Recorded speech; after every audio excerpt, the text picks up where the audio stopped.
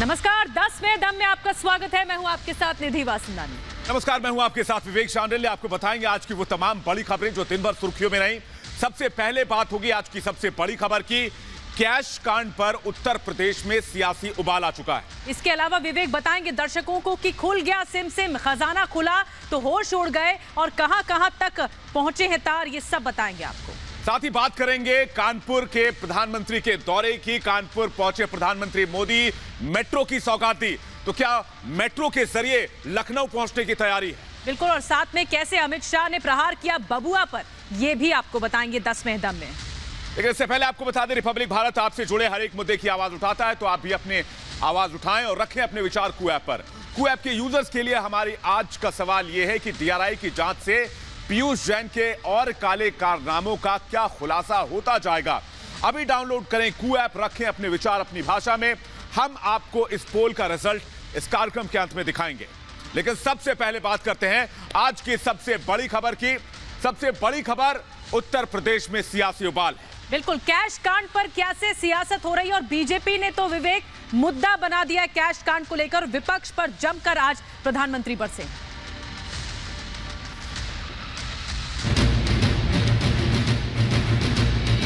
5 साल के लिए लॉटरी लगी है, जितना हो सके यूपी को लूटते चलो, लूट लो।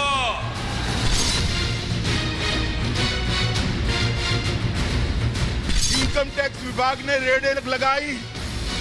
भाई अखिलेश को पेट के अंदर बहुत मचलन हो।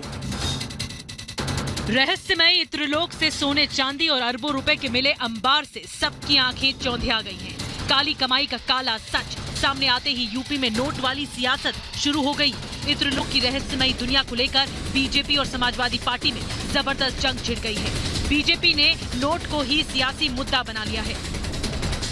जो लोग पहले सरकार में थे वो इस मानसिकता के साथ सरकार चलाते थे कि 5 साल के लिए लॉटरी लगी है, जितना हो सके यूपी को लूटते चलो, लूट लो। इनकम टैक्स विभाग ने रेड लगाई।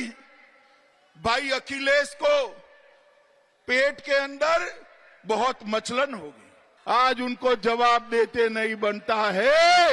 ये समाजवादी अत्तर बनाने वाले के वहां से 250 करोड़ रुपया कैश मिली है। 250 करोड़ रुपया। छापेमारी में मिली अरबों रुपए की संपत्ति हर तरफ छाई हुई है। गड्डियों का पहाड़ देखकर हर कोई हैरान है। सबके जहन में एक ही सवाल है, इतने सारे रुपए कहां से आए, कैसे आए? यूपी की हर सियासी रैली में नोट का मुद्दा गूंज रहा है। बीजेपी नोटों के मिले अंबार को एसपी से जोड़ने में जुटी हुई है। कानपुर के सियासी दौरे पर पहुंचे प्रधानमंत्री मोदी ने मिले अकूत संपत्ति को भ्रष्टाचार का इत्र बताया। भ्रष्टाचार का जो इत्र उन्होंने पूरे यूपी में छिड़क रखा था, वो फिर सबके सामने आ गया है।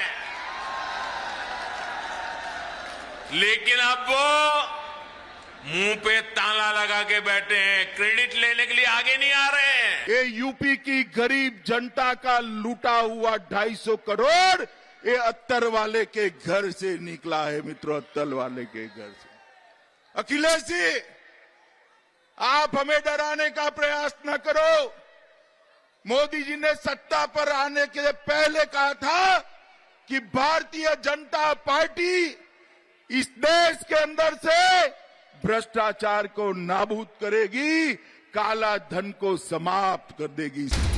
कानपुर और कन्नौज से सोने चांदी और नोटों का जो भंडार मिला है, उससे कई सवाल खड़े हो रहे हैं। सबसे बड़ा सवाल ये कि इतने सारे नोट इकट्ठे करके क्यों रखे गए थे? क्या वाकई इन पैसों का कहीं इस्तेमाल होने वाला था? बीजेपी के आरोपों से घिरी समाजवादी पार्टी ने पलटवार करते हुए लगे आरोपों को झूठ बताया। अखिलेश यादव ने कहा, मिले नोटों से साबित हो गया कि बीजेपी की नोटबंदी फेल हो गई है। योगी होकर के कोई झूठ बोले, भगवा वस्त्र पहन करके झूठ बोले, तो उसमें कोई भरोसा कैसे करेगा? ये मुख्यमंत्री उत्तर प्रदेश के जो कह रहे हैं कि कानपुर में जो पैसा निकला है वो कहीं न कहीं समाजवादियों से या इत्र बनाने वाले कारोबारी से रिश्ता जुड़ता है, इससे बड़ा झूठ मुख्यमंत्री कोई बोल नहीं सकते जो मुख्यमंत्री बोल रहे हैं। कानपुर से प्रधानमंत्री मोदी ने तो यूपी के सियासी दौरे पर पहुंचे गृह मंत्री अमित शाह ने नोट को लेकर एसपी पर जोरदार हमला बोला। शाह ने तंज कसते पूछा कि नोट मिलने से अखिलेश परेशान क्यों है। इनकम टैक्स विभाग ने रेड लगाई, भाई अखिलेश को पेट के अंदर बहुत मचलन होगी। नोटों से जुड़े सैकड़ों सवाल हैं जिनका जवाब मिलना अभी बाकी है, लेकिन इन सैकड़ों सवालों के बीच सच्चाई यही है कि जो नोट मिले हैं वो जनता की गाढ़ी कमाई है, जिसे पीयूष जैन ने गलत तरीके से अपनी तिजोरी में भरा। सवाल ये है कि पैसे पीयूष जैन की तिजोरी तक कैसे पहुंचे, कौन है इस पूरे कांड का mastermind. Bureau report, Republic Bharat. और आपको बता दें कि इत्र कारोबारी धीरे धीरे राज खोल रहा है। इतना शातिर है पीयूष जैन कि उसने अपनी चोरी छिपाने के लिए खटारा स्कूटर से सफर किया ताकि किसी को भनक तक नहीं लगे। विवेक। बिल्कुल, और जब खुलासे हुए तो जांच अधिकारियों की आंखें फटी की फटी रह गई। कन्नौज से लेकर कानपुर तक जब नोट के जखीरे सामने आए तो हर कोई यही कहने लगा कि आखिर खुल गया सिम।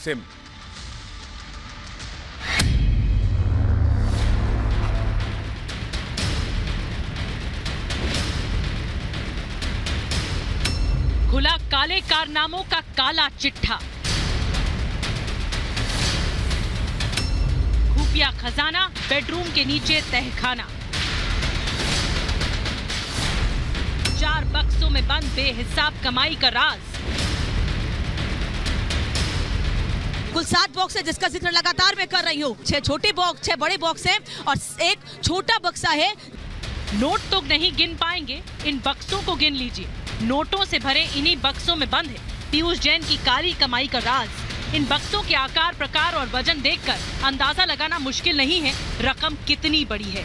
रुपए से भरे एक एक बक्से को उठाने में 1 नहीं, 2 नहीं बल्कि 4 लोग लगे हुए हैं। कुल 7 बॉक्स है जिसका जिक्र लगातार मैं कर रही हूँ। अब ये तीसरा बॉक्स है जिसे गाड़ी के अंदर रखा जा रहा है। 6 छोटे बॉक्स, 6 बड़े बॉक्स हैं और एक छोटा बक्सा है जिसे धीरे धीरे करके गाड़ी में रखा जा रहा है। इतने भारी ये बॉक्स है जिन्हें यहाँ तक उठा के लाने में भी काफी दिक्कत हो रही है। अंदर गली तक जाने में मुश्किल से 20 कदम है, लेकिन उस 20 कदम पर सुरक्षा इतनी ज्यादा है कि उस गली में अब तक हम खड़े हुए थे, लेकिन जैसे ही ये कैश आने वाला हुआ वैसे ही मीडिया के लोगों को भी वहां से हटा दिया गया, इस वजह से कि सुरक्षा में कहीं कोई कमी ना हो। कन्नौज के घर से मिले खजाने को गिनती पूरी होने के बाद 4 बड़े बड़े बक्सों में भरा गया। माना जा रहा है कि ये अब तक की सबसे बड़ी रेड है, जिसमें 194 करोड़ रुपए बरामद हुए। इसके अलावा 23 किलो सोना मिला है। बरामद सोने के ऊपर विदेशी मार्क लगा है। रुपए और सोने के साथ 600 किलोग्राम चंदन का तेल भी बरामद किया गया है, जिसकी कीमत करीब 6 करोड़ रुपए है। सरकारी आंकड़ों में जैन का टर्नओवर सिर्फ 5 करोड़ रुपए सालाना है, लेकिन बरामद हुई रकम सैकड़ों करोड़ में है। सवाल उठ रहा है कि जैन के पास इतनी संपत्ति कहां से आई, लेकिन सबसे चौंकाने वाली बात ये कि जिस पीयूष जैन के पास से अरबों रुपए की संपत्ति बरामद हुई वो पुराने स्कूटर और खटारा कार से चलता था। धोखा देने के लिए स्कूटर का इस्तेमाल। इत्र कारोबारी पीयूष जैन इतना शातिर था कि आने जाने के लिए पुराने स्कूटर का इस्तेमाल करता था। अगर उसे कहीं बाहर जाना होता था तो पुरानी खटारा कार का इस्तेमाल करता था ताकि लोग उसे छोटा कारोबारी समझे। लाइफस्टाइल की वजह से पीयूष के पड़ोसियों को भी इस बात की भनक नहीं लगी थी कि उनके बगल के मकान में करोड़ों का कैश और सोना चांदी है। इस मोहल्ले में रहने वाले कुछ लोग इस वक्त बाहर खड़े हैं और उनके लिए जाहिर तौर पर ये कौतूहल का विषय है। कैसा व्यवहार था? बहुत बड़ा व्यवहार था। किसी पूछ लीजिए, मोहल्ले में 1 नंबर आदमी है। कोई आज तक कोई मतलब किसी गलत नहीं बोला होगा उन्होंने पूरे समाज में। कभी अंदाजा रहा कि इतना कैश? देखो मैडम, कैश क्या आएंगे तो कोई नहीं बता सकता था। तो टैक्स चोरी हुई ना, धन कुबेर है टैक्स। अब तो हुआ तो क्या कर सकते इसका। डीजीजीआई की टीम ने सबसे पहले कानपुर के घर पर छापेमारी की, जहां से करीब 177 करोड़ रुपए मिले। इसके बाद टीम ने पीयूष जैन के कन्नौज वाले घर पर छापेमारी की, वहां से टीम को करीब 18 करोड़ रुपए मिले हैं। अब तक की रेड में करीब 194 करोड़ रुपए मिले हैं। पीयूष जैन के घर पर नोटों के बंडल गिनने के लिए करीब 19 मशीनों का सहारा लिया गया था, जिसके साथ कई अहम दस्तावेज मिले हैं, जिससे कई खुलासे होने की उम्मीद है। Bureau report, Republic Bharat. चलिए खबरों में आगे बढ़ते हैं और यूपी सरकार का सबसे फास्टेस्ट बनने वाला जो प्रोजेक्ट है वो है कानपुर मेट्रो रेल, जिसकी सौगात आज प्रधानमंत्री नरेंद्र मोदी ने दी। बिल्कुल निधि, और न सिर्फ प्रधानमंत्री नरेंद्र मोदी ने सौगात दी बल्कि दिसंबर में प्रधानमंत्री ने एक के बाद एक उत्तर प्रदेश में कई विकास कार्यों का लोकार्पण और शिलान्यास किया है। तो क्या विकास के मुद्दे के आधार पर योगी आदित्यनाथ की वापसी 2022 में होने जा रही है? ये देखना दिलचस्प होगा। के साथ ही कानपुर मेट्रो रेल परियोजना के प्रथम सेक्शन का शुभारंभ।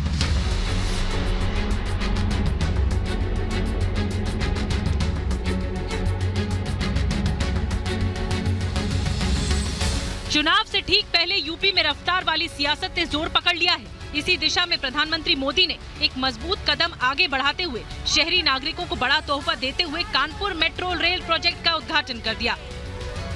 आज से कानपुर की मेट्रो जो है वो शुरू हो चुकी है। साफ तौर पे देखिए, आईआईटी से लेकर के और आखिरी जो मेट्रो स्टेशन है वो नौबस्ता होगा, लेकिन अब तक सिर्फ आईआईटी से और मोती झील तक का जो काम है वो पूरा हुआ है। मेट्रो प्रोजेक्ट का उद्घाटन करने के बाद पीएम मोदी कानपुर मेट्रो से सफर करने वाले पहले यात्री बने। इस दौरान सीएम योगी और केंद्रीय मंत्री हरदीप पुरी भी मौजूद थे। कानपुर मेट्रो रेल परियोजना के एक चरण के पूरा होने के बाद उत्तर प्रदेश सबसे ज्यादा शहरों में मेट्रो रेल का संचालन करने वाला देश का पहला राज्य बन गया है। पीएम मोदी ने कानपुर मेट्रो का उद्घाटन करने के बाद विशाल जनसभा को भी संबोधित किया। उन्होंने बीते वर्षों में केंद्र सरकार की उपलब्धियां गिनाई तो योगी सरकार के कामकाज की भी जमकर तारीफ की। डबल इंजन की सरकार जिस काम को शुरू करती है उसे पूरा करने के लिए भी हम दिन रात एक कर देते हैं। कानपुर मेट्रो के निर्माण को ये काम हमारी सरकार में शुरू हुआ और हमारी ही सरकार इसका लोकार्पण भी कर रही है। पूर्वांचल एक्सप्रेसवे का शिलान्यास हमारी सरकार ने किया, हमारी ही सरकार ने इसका काम पूरा किया। आज कानपुर मेट्रो को मिला दें तो यूपी में मेट्रो की लंबाई अब 90 किलोमीटर से ज्यादा हो चुकी है। डबल इंजन की सरकार यूपी की जरूरतों को समझते हुए दमदार काम कर रही है। यूपी के करोड़ों घरों में पहले पाइप से पानी नहीं पहुंचता था, आज हम घर घर जल मिशन से यूपी के हर घर तक साफ पानी पहुंचाने में जुटे हैं। डबल इंजन की सरकार यूपी की जरूरतों को समझते हुए दमदार काम कर रही है। यूपी के करोड़ों घरों में पहले पाइप से पानी नहीं पहुंचता था, आज हम घर घर जल मिशन से यूपी के हर घर तक साफ पानी पहुंचाने में जुटे हैं। जहां एक तरफ प्रधानमंत्री मोदी ने मेट्रो परियोजना का उद्घाटन किया तो वहीं दूसरी तरफ तेरा मेरा की राजनीति शुरू हो गई। समाजवादी पार्टी ने ट्वीट कर इसे अपनी सरकार परियोजना बताया। कानपुर मेट्रो प्रोजेक्ट के अलावा प्रधानमंत्री नरेंद्र मोदी ने कानपुर में बीनापन की पाइपलाइन परियोजना का भी उद्घाटन किया है। इस परियोजना के जरिए पेट्रोलियम गैस का सर्कुलेशन किया जाएगा। प्रधानमंत्री मोदी ने कानपुर को विकास की सौगात दी तो पिछली सरकारों पर यूपी को पीछे रखने का आरोप लगाया और कानून व्यवस्था माफिया राज को लेकर विरोधियों पर हमला बोला। यूपी में पहले जो सरकारें रही उन्होंने माफियावाद का पेड़ इतना फैलाया कि उसकी छांव में सारे उद्योग धंधे चौपट हो गए। यूपी का कानपुर शहर उद्योग नगरी के नाम से जाना जाता है। यहाँ के छोटे बड़े उद्योग धंधे इस शहर की पहचान है, लेकिन साथ ही साथ ये अहम सियासी केंद्र भी है। प्रधानमंत्री मोदी ने कानपुर को मेट्रो की बड़ी सौगात दी है, जो न सिर्फ इस शहर की विकास की रफ्तार तेज करेगी, विधानसभा चुनाव में बीजेपी कानपुर वासियों के सामने इसे बड़ी कामयाबी के तौर पर भी पेश करेगी। Bureau report, Republic Bharat. लेकिन आज प्रधानमंत्री ही नहीं, गृह मंत्री अमित शाह भी विपक्ष पर खूब निशाना साधते नजर आए। उन्होंने पिछली सरकारों की माफिया राज और जो भ्रष्टाचार है उसको लेकर निशाना साधा। बिल्कुल विवेक, और जो यूपी की पॉलिटिक्स है वो दिलचस्प होती जा रही है। कैसे शाह ने वार किया बबुआ पर, देखिए जरा।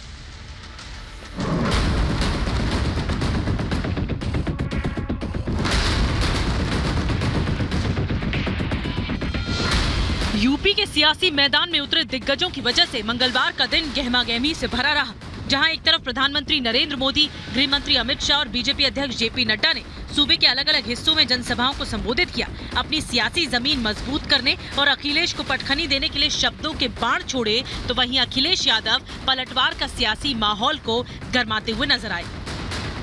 कुछ दिन पहले इनकम टैक्स विभाग ने रेड लगाई, भाई अखिलेश को पेट के अंदर बहुत मचलन होगी। क्यों रेड लगा रहे हो? ये राजनीतिक फैसले हैं। जहां तक इस तरह की बातें ABCD, कम से कम उनको अपने मुख्यमंत्री को ABCD सिखाना चाहिए, क्योंकि वो ABCD नहीं जानते हैं, इसीलिए उत्तर प्रदेश का विकास नहीं कर रहे हैं। और उत्तर प्रदेश के विकास को रोकने का काम अगर कोई कर रहा है तो यही ABCD वाले लोग हैं। प्रधानमंत्री मोदी और सीएम योगी ने कानपुर को मेट्रो की सौगात दी, तो गृह मंत्री अमित शाह ने हरदोई और सुल्तानपुर में जनसभाएं की और अखिलेश यादव पर जमकर बरसे। ये समाजवादी पार्टी की ABCD ही उल्टी है।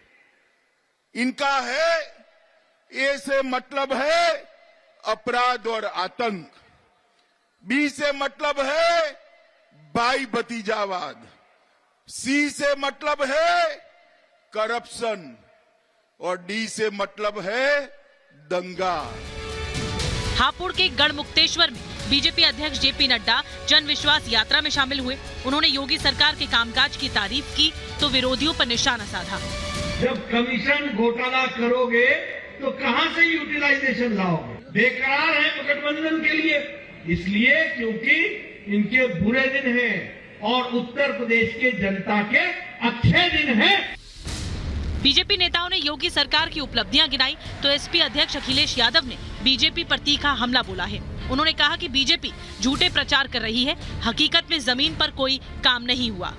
भारतीय जनता पार्टी के लोग और खासकर दिल्ली से आने वाले लोग ये बताएं कि उत्तर प्रदेश के किसानों की आय कब दोगुनी होगी। चलिए अब वक्त है आपके सवाल का जवाब देने का। शो के शुरुआत में हमने सवाल पूछा था कि डीआरआई जांच को लेकर, डीआरआई की जो जांच हो रही है उससे पीयूष जैन के क्या और काले कारनामों का खुलासा होगा। रिजल्ट आ चुका है, 83% लोगों ने हाँ में जवाब दिया है और 17% लोगों ने ना में जवाब दिया है। तो इसी के साथ 10 में दम में आज के लिए बस इतना।